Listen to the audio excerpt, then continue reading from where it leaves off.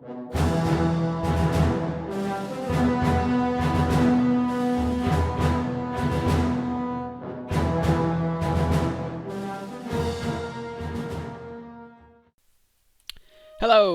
and welcome to an all-new Let's Play video I've decided to make.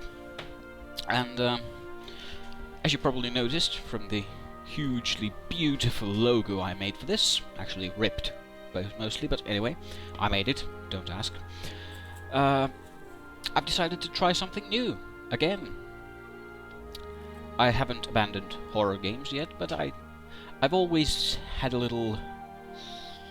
Well, I've always wanted to be a general in charge of something, and this is my chance. You see, a friend of mine, a strange Englishman, who I shall not name at the moment, told me the Europa Universalis games were good, I should buy them and play, and they were expensive, so I didn't. However, from the same developers, there's this game called Hearts of Iron 3, which was on sale on Steam, and when it says minus 75% on something, you can't just go, ah, no, that's too expensive. So I bought it a week ago. I've tried playing it a couple of times. I tried playing as France, and within 1 year of the war beginning, I had lost Paris. I rage quit. I've tried playing as Finland on 3 occasions, and each of those 3 occasions has been a miserable clusterfuck. I have very light grasp on how to play this game. I'm not a master strategist or anything, but hell, I wanted to try. So, as you can see, it is now 1st of February 1936. I've already passed a month's worth of time in the game, getting my stuff started. I've reorganized my military in that month, so I can show it off to you in a moment. I've reorganized my politics, my diplomacy, my espionage, my production, and my technology. And I'll give you a quick tour of what I've done and what I'm planning, so you can see how the world looks from my view, and then after I've done my explaining bit, I'll play along. So I'm not going to record the boring bits. There's going to be like an hour's worth of waiting while nothing happens, while moving sliders and watching numbers. So I'm going to skip that bit. You don't have to watch that. And every time something important happens, something interesting, I'll start recording again. I'll pause the game, start recording, and give you an overview, so you can have a rough idea on what's going on. So, let's start from diplomacy. I'm in Finland, which means I'm not important to anyone. I'm not a threat. I'm extremely neutral. And my neighbors consist of Norway, Sweden, and the Soviet Union. And the Soviet Union is the one I know to fear. Historically, they pretty much handed our asses to us. I just now realized that the picture in the background actually is bits and bobs of Finnish propaganda. That's actually a very nice detail. I haven't noticed that before. Do the other screens have that too? They have the same picture in the background. Well, some of them do. Awesome! Yeah, so, on with the show. I'm going to try going pretty much the historical way with Finland. I'm going to try to keep the Russians at bay. I'm going to try and join the Axis at some point. And we'll go from there, see what happens. And production-wise, I've really not much idea how this stuff works, but so far as I can understand, I need to keep consumer goods up to keep the people happy, so they're up. Then there's the upgrade section. I have a little bit going there of my industrial capacity, which is a massive 16. France had something like 60. I don't know. They had a lot. And anyway, I'm doing a little bit to upgrade my troops.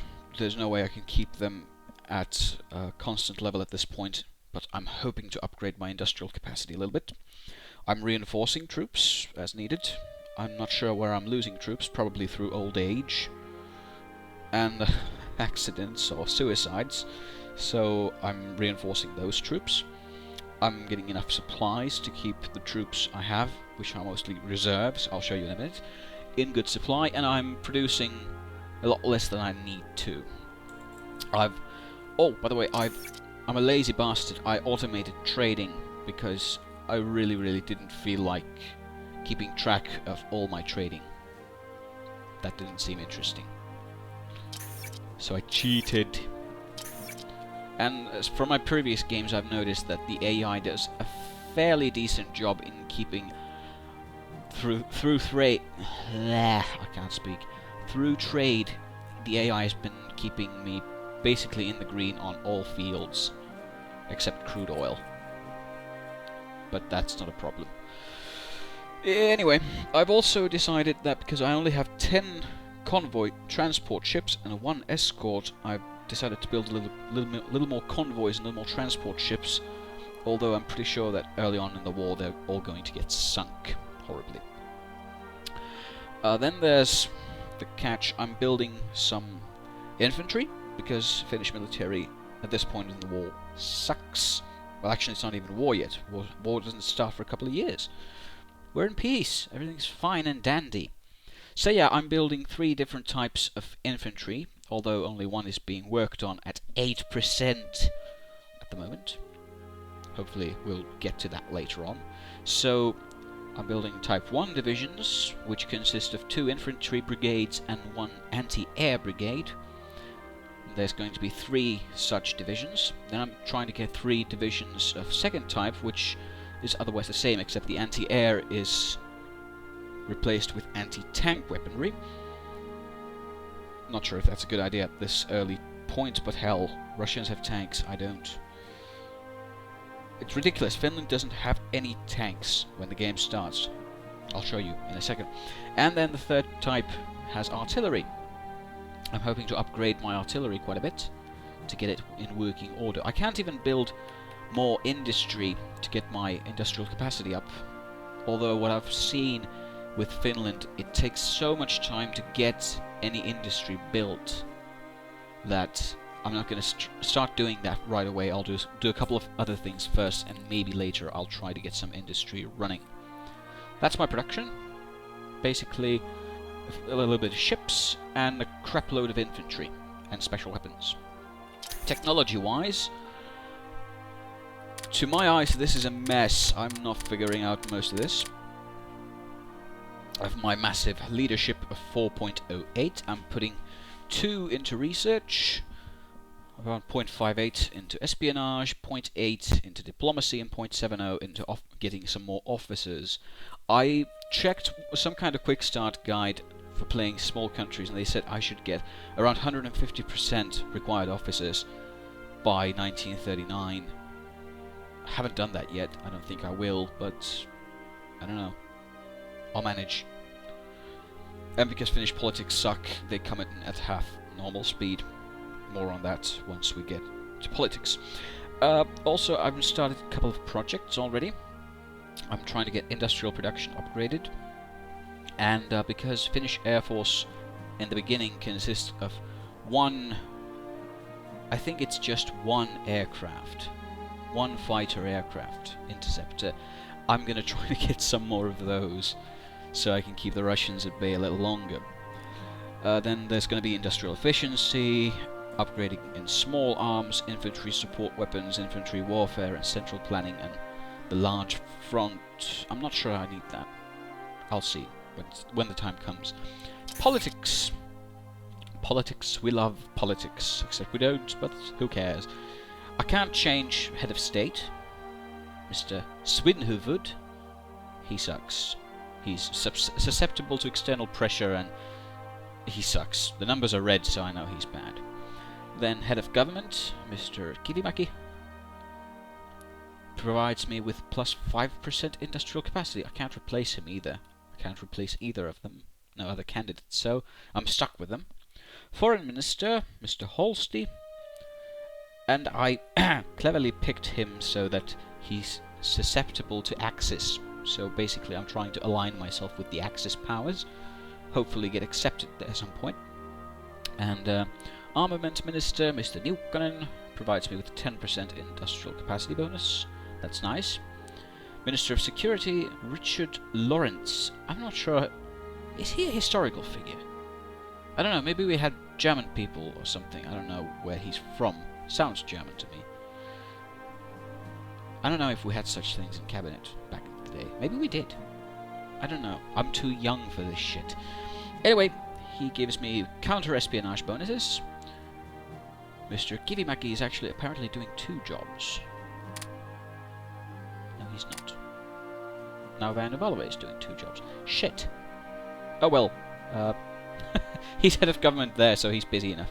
Anyway, head of intelligence, Mr. Valve, gives me naval intelligence. I don't want naval intelligence. Shit. I guess I'll go with Eskoriek. Yeah, I planned this out very, very well, as you can see. Anyway, he gives me land intel, naval intel, roughly the same.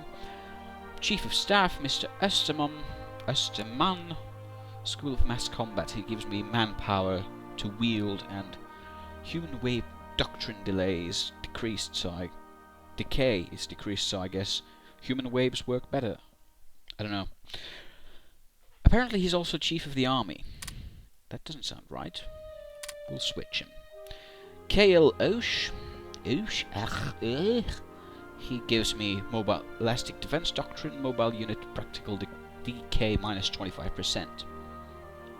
And here's Van der Valve in his only job. Who says otherwise? Shut up. And he gives me the Open Seas Doctrine. My options for Finland were Open Seas Doctrine, Destroyer Practical DK minus 25%. So destroyers get better, well, get worse more slowly.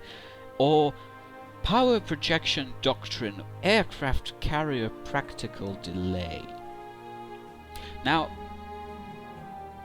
dig up your history books and try to find a reference to a Finnish aircraft carrier. I dare you. There is no such thing. I don't know what they were thinking. Anyway, Chief of the Air Force, in charge of that one whole... I don't think it's just one aircraft. I think it's one wing of aircraft. So let's say one wing of interceptors. Well, he gives them some practical decay bonuses, so okay. And then there's the civil laws. And I watched this short video of some guy explaining to this Swedish dude about how to play as Sweden, and he looked at these, and they look pretty much the same for Sweden as they do for me, and he was like, oh my god, this is shit. And anyway, civil laws, open society, can't change it. Counterintelligence minus 25%. Fuck. Conscription laws, volunteer army, can't change it. National manpower modifier minus 50%. I can't fucking change it. Reserves penalty impact minus 75%. No idea what that means. Officer recruitment minus 50%. So basically, my army's in the shit. Full civilian economy. Can't change that. That just means I lose 50% of all industrial capacity. Fuck. Massive education investment. This I could change, but I'm not. It costs me quite a bit of money, but it also keeps leadership high. As far as I understand that means I get better research, so I'm not changing that. I want good research, and I have money, it's in the green. I get 0.10 coins. I don't know how much money that is. Anyway, I get more money every day, so I'm in the black. All's good. Mixed industry. I could change that to consumer product orientation, but I don't see the need. It gives me a bit more supplies, bit better consumer goods. So everything's jolly there. Free press. Can't change that because I'm not at war. For some reason, I could swap to propaganda press if ruling party would be... Oh, right, nationalist parties. Cool. Maybe I should go for those. How hard would it be? I don't know how to change my... Yeah, I don't have any idea how this would work. To be honest, I haven't got the slightest idea how this stuff works. National Socialist. Well, I don't want those. I don't think so. Lapuan League. Fascists. I think these guys I might want to charge, but unfortunately SDP is currently in charge. I think. Yes? No? Gog. Social Conservatives. Yeah. Welcome to Finland. Our government sucks. And then the Specialist Training, which gives me slower recruiting times but more starting experience. I'm keeping that for now.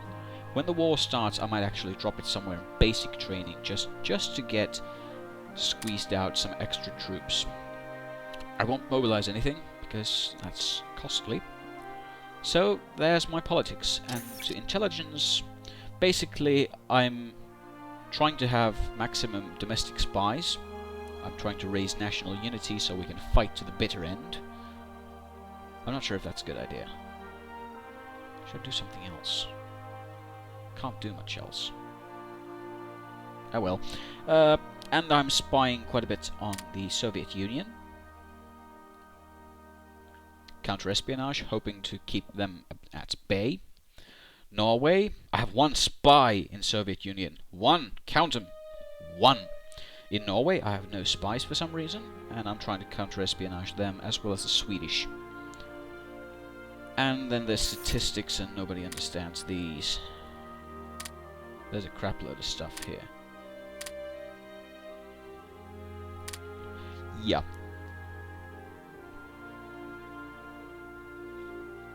I've renamed almost all of my my corps and divisions, so you'll notice in a minute. So let's get down and dirty. As you can see, some of my troops are still in transit.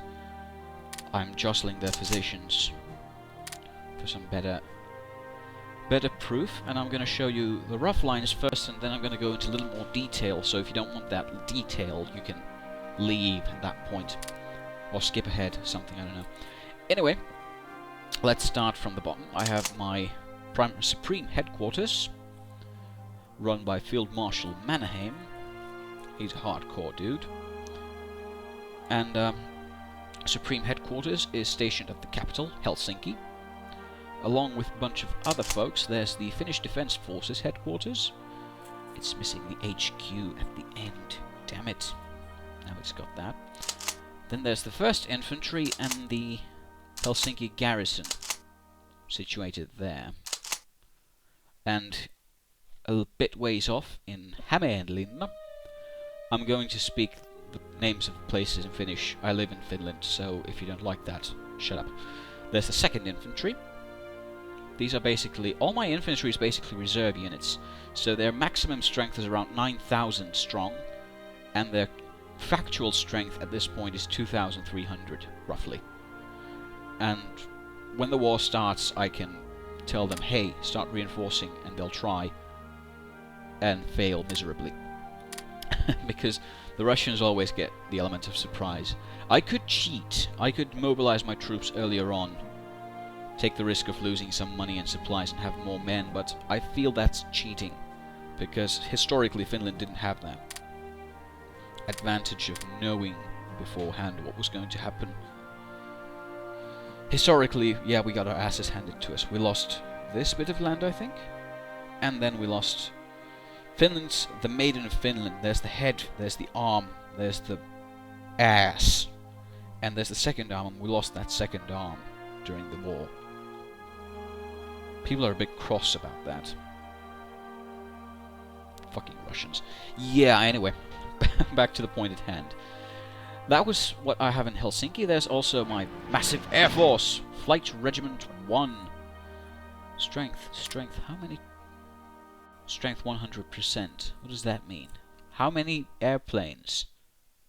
It says 1 fighters and 0 bombers, so I'm taking it that's 1 fighter. Is that seriously it? I can't understand this. So many numbers! And look, everything's no. Air-to-air missiles? No. Pilot rescue? No. Single-engine aircraft armament? No. Basic small fuel tank? No. Current models? Hell no! Basic aero engine? Of course not. Basically, it's got nothing. It's got wings. That's a start, I guess. Yeah, that's roughly that. Then I have in Turku, which is also known as the ass end of Finland, the Coastal Defense HQ, which has 4 divisions underneath it, as well as my coastal fleet consisting of 2 ships, and my submarine fleet consisting of one submarine. Will that do me any good? Hell no. Can I get more? No, because they cost infinite amounts of industrial capacity to get done, and I don't have any to spare, so yeah, I'm going to get my ass handed to me overseas. And then there's the 13th Infantry, which is underneath Coastal Defense HQ, as well as some garrisons. I have Hanko, Helsinki and Vaasa, which are situated garrison troops at here, here and here. Not entirely sure why that's there, but hell, that garrison's in transit.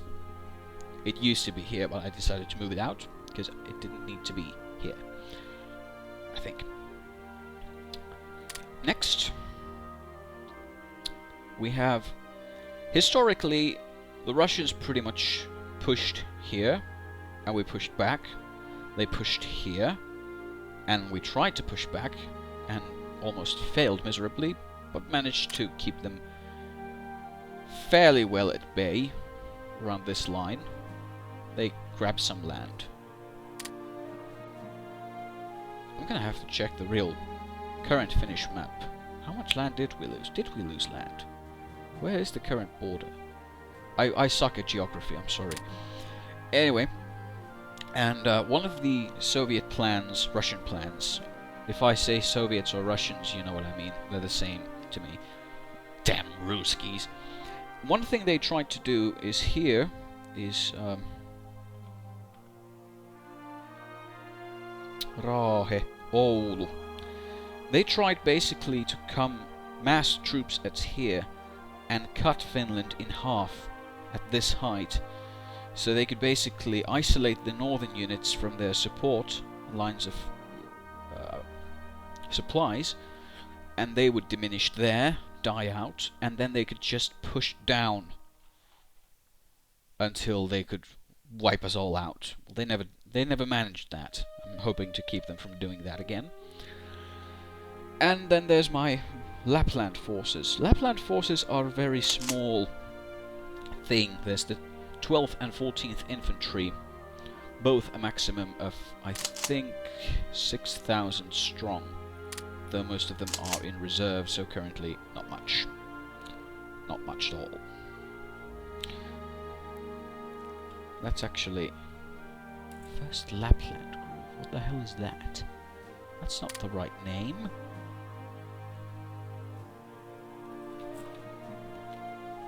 That's simply the Lapland HQ. I was supposed to do all these earlier. I failed.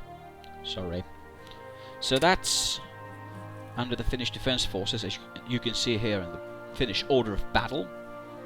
Underneath the headquarters we have 1st and 2nd Infantry, which are reserve units, sent to where we need them. And also they're there to kind of defend the capital. Then there's Finnish Defence Forces HQ, under which we have 3 armies. And I've shown you now the Coastal Defence HQ, and what troops are underneath that, as well as the Lapland HQ. Now here comes the big one in Finnish defence, which is the Karelian Army HQ.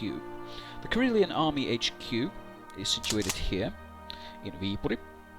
We have a little fortress thing going on in there. And underneath that army are 5 corps. The 1st South Ladoga HQ at Siilasvuo. No, that's the name of the leader, I'm sorry. In Koivisto, here, next to the border, almost to Leningrad. And then there's the 2nd South Ladoga HQ, which is here at Käkisalmi.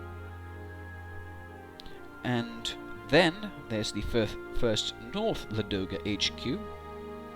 These 3 Ladoga forces might end up being divided into their own army, and other forces will be divided into another army later on, if upgrading these troops goes as planned. Lapland HQ really needs reinforcements. They have little men. They need more. A lot of places need more men. Anyway, what the point is that there's the Karelian Army HQ, which is the rear line. They handle logistics and stuff. Mostly stuff. The 1st and 2nd South Ladoga. This is Lake Ladoga, what we're talking about. Lahdokka in Finnish. And south of it there's this little strip of land. And that's where the big stuff's happening at first. Historically, Finland tried to push to Leningrad at some point in the war. I'm not entirely sure if we fully made it that far. I don't think so. My history is a bit choppy in that bit. And so these two armies will do their utmost to push to Zelenogorsk and Morozova at the first sign of trouble, and if all fails they can fall back to these positions. They have land forts in Käkisalmi and Viipuri here, so we have a line here which we can maybe hold to some extent. Actually Viipuri doesn't have a land fort, it's got sea fort, coastal fort. I should probably do something about that. Historically we were really lousy at fortifying our positions. We like to do fighting from hiding, guerrilla warfare style. Strike from the bushes. And then there's the North Ladoga HQ, which I've charged with keeping this section of land here. And let me show you the infrastructure in this area. There's nothing there. That's just empty. There's nothing. And this one's really rough. So basically the Russians are most likely to try to push here along the coast of Lake Ladoga and try to encircle my southern defense. So these troops are really in charge of keeping that from happening. As you can see, quite a bit of Russians have already massed at the border, and the game's been going for 1 month. However, there's a problem, which we start right away, which is that this North Ladoga HQ, which is supposed to defend this entire region here, consists of 2 infantry divisions and 1 garrison unit. The garrison unit is here, holding the land fort at Sortavala, and then there's the 8th and 9th infantry. That's the 8th, that's the 9th. But, fear not, there's help on the way, because up here we have the Karelian HQ, which basically should hold this area. How is it going to do that? Well, it's got 2 divisions consisting of 1 regiment of infantry each. That means 3,000 men times 2 for here to here. Do we see the problem? Catch is, there's nothing there. There's no reason for anyone to push there, but for some reason, I'm not entirely sure why, Russians can move at ease in these regions. They just walk on them. But if I try to move there, I get the notification, too low infrastructure. I can't maintain my forces over there. It's too poor, miserable. Not enough roads, not enough infrastructure. So if I go there, I start taking hits. Now Russians just kind of walk in there and are like, hey, this is just like home. This feels like Moscow. And then, lastly but not least, this is the Central Finland HQ, consisting of 3 divisions. 1 small one and 2 bigger ones, who are holding the Oulu level of Finland, the Central Finland, as their name implies, Central Finland HQ. And they're here just to chill out. And if push comes to shove, I will try to use them to strike at Zelenoborski here, in the hopes that if I can take this little tap of land here, I can basically just keep the Russians from going north to reinforce Murmansk, which is up here, which is actually a bit of a city. Look, it's actually It's actually yellow and not red and black like the other place. It's got an airfield, it's got anti-air, it's got a coastal fort, and it's got a navy base. That would be a bit of an asset to take. I'd like to have that, please. But let's take a look at the terrain. There's hills, then there's Arctic, then there's hills, mountains, Arctic, rivers, ocean. And we are at the top of the bloody map. You go up from here, you're at the North Pole. So, yay. And then, to keep Lapland and to be prepared to strike for Murmansk is the Lapland HQ with 2 infantry divisions. I already mentioned that. I'm sorry, I'm repeating myself already. I'm just excited about this shit. I like organizing stuff. That's why I play SimCity games. Yeah, anyway. They're here basically at this height because that's where we still have some infrastructure left. They will probably actually move to Paatsioki pretty soon. Yeah, I'll actually order the move right away. March, my little men, march! Basically, their job when the war starts, it's not if, it's when the war starts, is to try to make a push for Murmansk and hopefully scare the Russians a bit off balance because they think they're losing a fairly good city. For Russians, that's a lot of something.